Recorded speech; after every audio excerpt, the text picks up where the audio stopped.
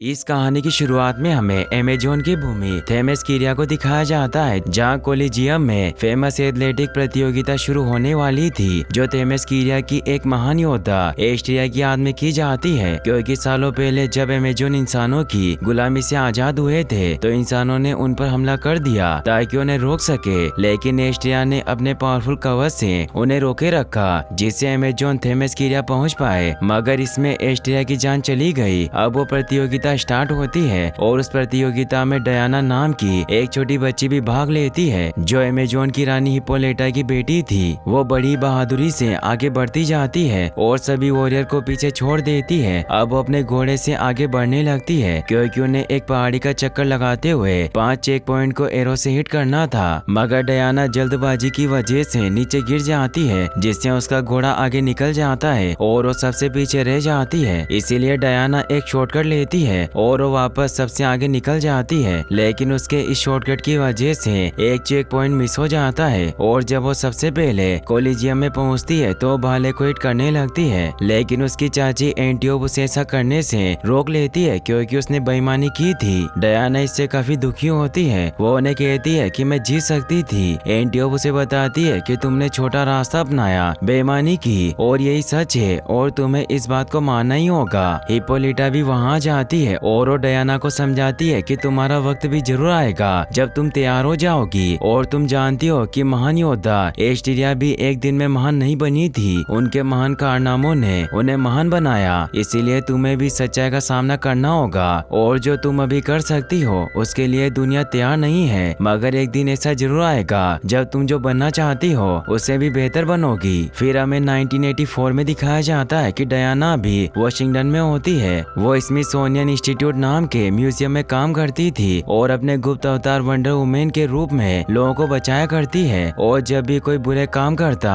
तो उन्हें सबक सिखाती। वो एक मॉल में होने वाली रॉबरी को रोकती है, जिसमें चोर मॉल की ज्वेलरी शॉप के पीछे छिपाई गई काला बाजारी की चीजें चुरा रहे थे, क्योंकि उस ज्वेलरी शॉप का मेन काम चुराई गई चीजें और आर्ट को बेचना था। मगर ये बात किसी को पता नहीं होती, लेकिन उन चोरों की बेवकूफी की वजह से सभी को पता चल जाता है कि वो चोरी करके भाग रहे हैं। और एक चोर खुद को बचाने के लिए एक छोटी बच्ची को नीचे फेंकने की धमकी देता है। इसीलिए वंडर वुमेन वहां पहुंचकर उस बच्ची को बचा लेती है। यह देखकर वो सभी गुंडे वहां से भागने लगते हैं, लेकिन वंडर वुमेन एक एक करके उन सभी को पकड़ लेती है। वहीं फिर हमें बारबरा नाम की एक भूविज्ञानी और क्रिप्टोजूलॉजिस्ट को दिखाया जाता है, जो बहुत शर्मीली होती है और कोई भी उसे पसंद नहीं करता और न ही उसके दोस्त होते हैं। वो भी स्मिथसोनियन म्यूजियम में ही काम करती थी, मगर उसे अभी यहाँ जॉब मिले सिर्फ 7 डेज ही हुए थे, इसीलिए उसे कोई नहीं जानता। बारबरा जब ऑफिस आती है तो गलती से उसके सारे डॉक्यूमेंट नीचे गिर जाते हैं, मगर उसकी कोई मदद नहीं करता। डायना वहां आकर उसकी मदद करती है, जिससे बारबरा को बहुत अच्छा लगता है। तभी वहाँ केरल आ जाती है, जिसने बारबरा को जॉब पर रखा था, और उसे बताती है कि FBI तुम्हारे पास जांच के लिए कुछ आर्टिफैक्ट भिजवाने वाले हैं, जो वही आर्टिफैक्ट होते हैं जो उन्होंने मॉल के ज्वेलरी शॉप से जब्त किए थे। बारबरा भी FBI की मदद करने के लिए तैयार हो जाती है और अब वो उन आर्टिफैक्ट की जांच करने लगती है। डायना भी वहां जाती है और वो भी उन चीजों को देखने लग जाती है। बारबरा को उनमें से मामूली सा दिखने वाला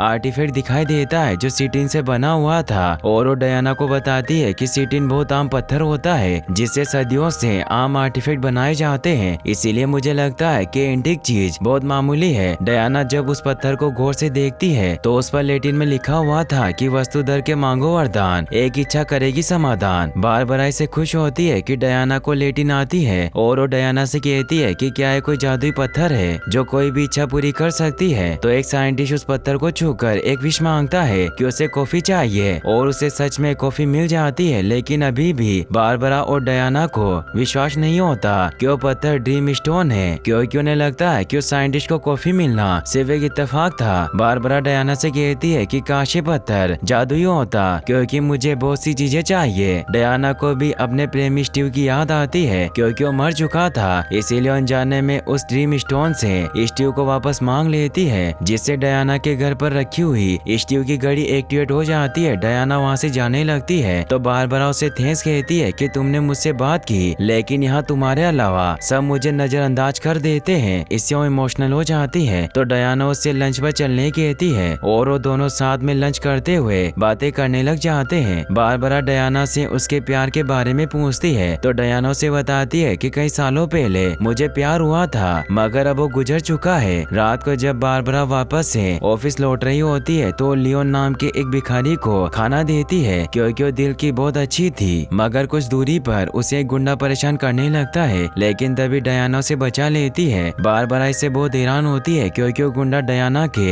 एक पंच से बहुत दूर जाकर गिरा था। डायना वहाँ से घर चली जाती है और बारबरा जब वापस से ऑफिस आती है तो उस ड्रीम स्टोन को बाहर निकाल लेती है और से कहती है कि मैं भी डायना जैसा बनना चाहती हूँ क्योंकि वो बहुत कमाल और खूबसूरत है, लेकिन कोई जादू नहीं होता। इससे वो परेशान होती है। अगली सुबह जब बारबरा की आँख खुलती है तो ऑफिस में ही होती है क्योंकि उसे वही नींद आ गई थी, इसीलिए वो जब बाहर आती है तो कुछ अलग सा महसूस करती है क्योंकि सभी लोग उस पर ध्यान दे रहे थे और केरल उसे मैक्स लॉर्ड नाम के बिजनेसमैन से मिलवाती है जो एक बहुत बड़े ऑयल टाइकून और एक टेलीविजन सेलिब्रिटी होते हैं और उनके म्यूजियम को बहुत बड़ा डोनेशन देने वाले थे, इसीलिए म्यूजियम घूमने आए होते हैं। केरल बारबरा को उन्हें म्यूजियम दिखाने को कहती है। मैक्स को देखकर ऐसा लगता है जैसे उसके इरादे नेक नहीं है और उसकी नजर ड्रीम स्टोन पर होती है, लेकिन बारबरा उसे ऊपर ले जाती है और वो दोनों साथ में बातें करने लग जाते हैं। डायना को भी मैक्स थोड़ा अजीब लगता है और वो डायना को बताता है कि आज रात मैंने पार्टी ऑर्गेनाइज की है जिसमें मैं डोनेशन के बारे में ऐलान करूंगा, इसीलिए तुम भी वहां जरूर आना। लेकिन डायना उसे कहती है कि मुझे पार्टियों में जाने का कोई शौक नहीं। मैक्स वापस अपनी कंपनी ब्लैक गोल्ड कोऑपरेटिव में आ जाता है, मगर यहाँ हमें पता चलता है कि उसकी कंपनी के हालात सही नहीं है क्योंकि मैक्स ने उन तेल के कुओं पर पैसा लगाया था जहाँ बाकी कंपनियों ने मना कर दिया था और वहाँ तेल मिलने के कोई भी चांस नहीं थे।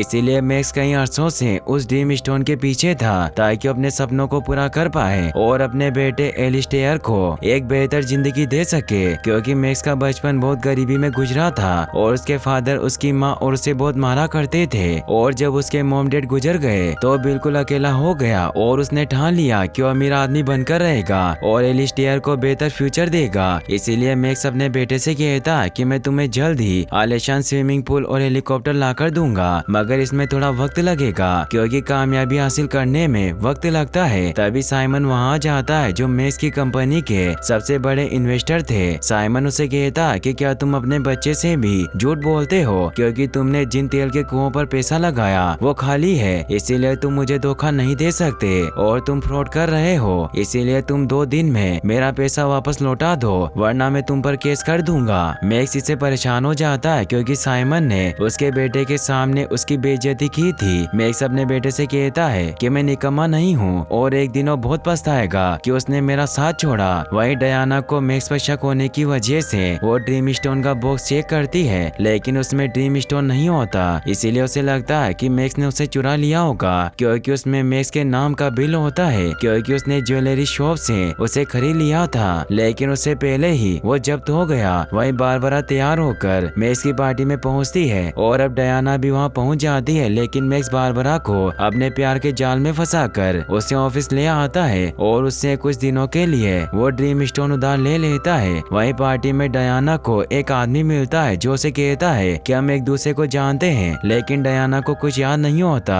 तो वो बताता है कि मैं स्टीव हूँ और उसे अपनी आखिरी कही हुई लाइन याद दिलाता है कि मैं आज को बचा लूंगा और तुम्हें कल दुनिया को बचाना है। डायना को इससे विश्वास हो जाता है कि वो स्टीव है, लेकिन वो किसी दूसरे के शहर में जिंदा था और ये सब उस ड्रीम स्टोन की वजह से हुआ। डायना को अपने प्यार की वजह से वो आदमी स्टीव के रूप में ही नजर आने लगता है और उससे मिलकर बहुत खुश होती है। स्टीव डायना को उस आदमी के घर पर लेकर जाता है जिसके शहर में वो जिंदा हुआ था। उन्हें कुछ समझ नहीं आता कि स्टीव कैसे जिंदा हो सकता है क्योंकि आखिरी बार जब वो प्लेन ब्लास्ट हुआ था तो उसमें वो मारा गया था, मगर डायना स्टीव के जिंदा होने से खुश थी। वही मैक्स उस ड्रीम स्टोन को अपने ऑफिस में लेकर जाता है और उससे विश मांगता है कि मैं जीता जागता इच्छा पत्र बन जाऊं, तो ड्रीम स्टोन मैक्स की बॉडी में समा जाता है जिससे मैक्स खुश होता है। वही बारबरा जब अगली सुबह उठती है तो खुद को बहुत स्ट्रॉन्ग महसूस करती है क्योंकि वो भी अब ड्रीम स्टोन से विश मांगने की वजह से डायना जितनी पावरफुल बन गई थी। वही डायना स्टीव को शहर में घुमाने लगती है। स्टीव को फ्यूचर की चीजें देखकर बहुत अच्छा लगता है, साथ ही वो हैरान भी होता है क्योंकि उसके जमाने में ऐसा कुछ नहीं था। वही मैक्स अब ड्रीम स्टोन बनने की वजह से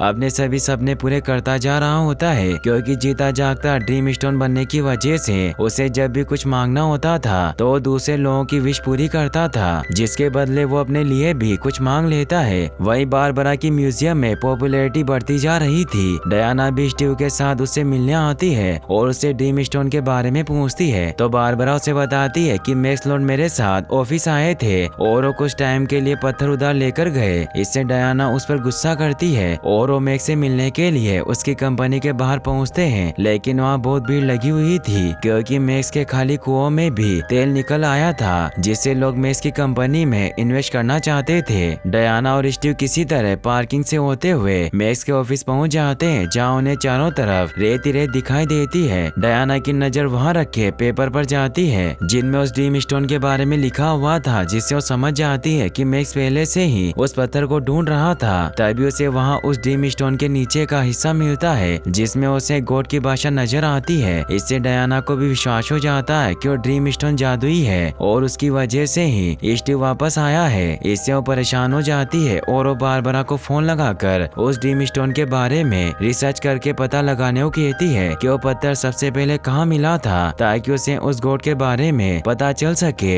जिसने इस पत्थर को बनाया है। स्टीव डायना से पूछता है कि तुम इतनी परेशान क्यों हो, तो डायना उसे बताती है कि सभी देवता अच्छे नहीं होते और उनके मकसद भी अलग अलग होते हैं, जैसे कि नायाब चीजों को बनाना, क्योंकि हमारी दुनिया में कई लौकिक तत्व हैं जो अगर किसी चीज में डाल दिए जाए तो बहुत ही शक्तिशाली बन जाएंगे। जैसे मेरी सच्चाई की रस्सी है जिसकी असली ताकत सच्चाई है, मगर मुझे समझ नहीं आ रहा कि इस पत्थर की ताकत क्या है और मुझे पूरा यकीन है कि मैक्स इसकी ताकत को संभाल नहीं पाएगा, इसीलिए हमें उसे रोकना होगा। स्टीव को वहाँ डस्टबिन में मैक्स की कायरो जाने की टिकट दिखाई देती है, जिससे वो समझ जाते हैं कि अपने ऑयल के बिजनेस को बढ़ाने के लिए ऑयल के बादशाह से मिलने जा रहा है। तो डायना स्टीव को लेकर एयरपोर्ट पर जाती है क्योंकि स्टीव एक पायलट होता है, इसीलिए उसके साथ कायरो के लिए उड़ान भरती है, मगर रडार की वजह से पुलिस उन्हें रोकने पहुंच जाती है। डायना को एक आइडिया आता है और स्टीव को बताती है कि मेरे पिता के पास एक खास कला थी जिससे उन्होंने हमारे देश थेमेस्कीरिया को दुनिया से छिपाए रखा और मैं 50 सालों से वही कला सीखने की कोशिश कर रही हूँ। और वो कोशिश करके उस प्लेन को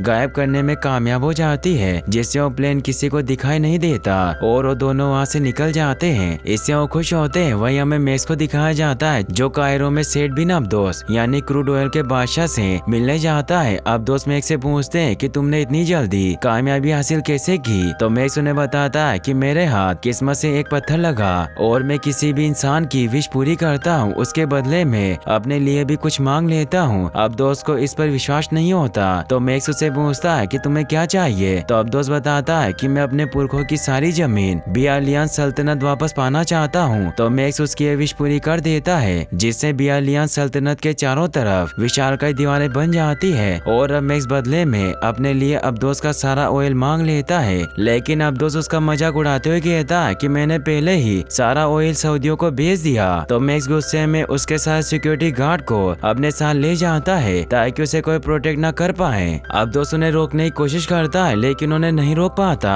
और अब इन विशालकाय दीवारों की वजह से सभी लोग परेशान हो जाते हैं क्योंकि वो बाहर नहीं जा पा रहे थे। वहीं स्टीव और डायना भी उस तरफ आ रहे होते हैं, लेकिन रास्ते में उन्हें मैक्स आते हुए देख लेता है, इसीलिए वो टैक्सी वालों को पैसे देकर उस टैक्सी को खरीद लेते हैं और मैक्स के पीछे जाते हैं। ये देखकर मैक्स उन पर हमला करवा देता है, जिससे वंडर वुमेन भी अपने असली रूप में आ जाती है और उनसे लड़ने लग जाती है। स्टीव भी उसकी मदद करता है। डायना एक एक करके सभी गाड़ियों को खराब करते हुए आगे बढ़ रही थी, मगर उन सिक्योरिटी गार्ड की संख्या बहुत ज्यादा होती है और डायना कमजोर पड़ रही थी। और ये सब उस ड्रीम स्टोन की वजह से था, क्योंकि जब भी कोई ड्रीम स्टोन से विश मांगता था तो उस इंसान की असली ताकत या पहचान कम होने लगती थी। मगर फिर भी डायना स्टीव की मदद से किसी तरह उन गार्ड्स को रोकते हुए मैक्स तक पहुंच जाती है और उससे ड्रीम स्टोन के बारे में पूछती है। तो मैक्स उसे कहता है कि वो पत्थर तुम्हारी आंखों के सामने है, लेकिन वो कुछ समझ नहीं पाती। और जब वो कुछ बच्चों को रोड पर खेलते हुए देखती है तो उन्हें बचाने के लिए वहाँ पहुँच जाती है और मैक्स की गाड़ी के सामने से उन्हें हटाने लगती है, लेकिन वो कमजोर होने की वजह से नीचे गिर जाती है और मैक्स आगे निकल जाता है। स्टीव को भी कुछ समझ नहीं आता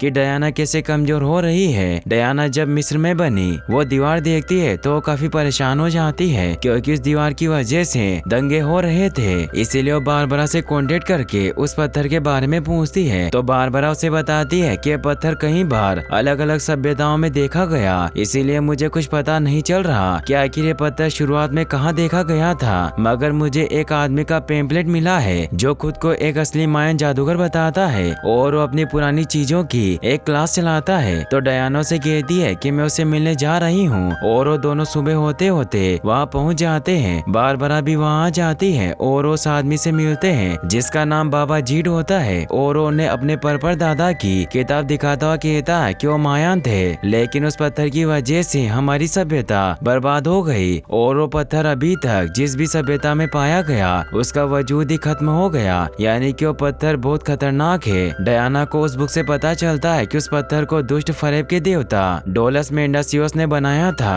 स्टीव को भी समझ आता है कि उस पत्थर की वजह से ही डयाना की पावर कम हो रही है और उसे बताता है कि वो पत्थर जो चाहे वो दे देता है, लेकिन उसके बदले वो उस इंसान की सबसे प्यारी चीज छीन लेता है। बाबा जीड उन्हें बताता है कि उस पत्थर को रोकने के लिए या तो उस पत्थर को तोड़ना होगा या फिर मांगे हुए वरदान को त्यागना होगा। डयाना को भी मैक्स की बातें याद आती है जिससे वो समझ जाती है कि मैक्स ने पत्थर को अपने अंदर धारण कर लिया है। तो स्टीव ने कहता है कि हमें मैक्स को खत्म करना होगा या फिर मांगे हुए वरदान त्यागने होंगे। बारबरा उनका साथ देने से मना कर देती है क्योंकि वो पत्थर की वजह से ही ताकतवर और खूबसूरत बनी थी, इसीलिए वहाँ से चली जाती है। डयाना भी इसके लिए तैयार नहीं होती क्योंकि अगर उसने वरदान त्यागा तो स्टीव वापस से चला जाएगा, इसीलिए स्टीव से कहती है कि हमें कोई दूसरा तरीका निकालना होगा। वही मैक्स अब सभी लोगों की विश पूरी कर रहा था, लेकिन इससे उसकी तबीयत बिगड़ती जा रही थी, इसीलिए मैक्स चाहता था कि वो दुनिया के सभी लोगों को एक साथ वरदान दे सके और उसके बदले में वो उनसे ताकत और तंदुरुस्ती छीन ले जिससे अमर हो जाएगा।